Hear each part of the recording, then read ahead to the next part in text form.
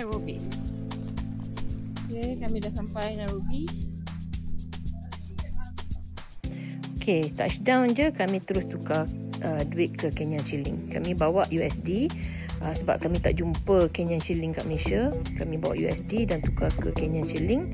RM1 Malaysia adalah bersamaan dengan 30 Kenyan shilling. Jadi kalau nak beli barang, bahagikan Kenyan shilling dengan 30. Sebelum sampai Kenya, kami dah buat booking lah hotel. Jadi hotel tu berdekatan dengan airport. Sebab kami tiba pukul 12 malam. Jadi kami tak nak lah travel jauh sangat. Nak sampai bilik terus rehat. So ini adalah perkhidmatan servis transfer, airport transfer oleh hotel tersebut. So dia pick up dekat airport. Kami book 2 malam aja sebab kami ingat nak belajar dulu tentang Nairobi, tempat yang sesuai untuk kami duduk, baru kami akan sewa yang lebih berdekatan. Okay, ini adalah bilik kami. Kami dah sampai.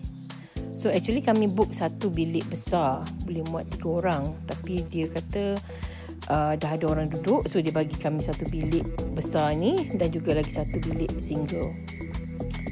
Kira luas jugalah bilik ni. Jadi boleh muat ramai juga orang. Rumah ni kecil aja, hanya ada 4 bilik. Dia macam bed and breakfast lah. So comfortable. So this is where we are going to study more about Nairobi and decide apa nak buat selepas ni.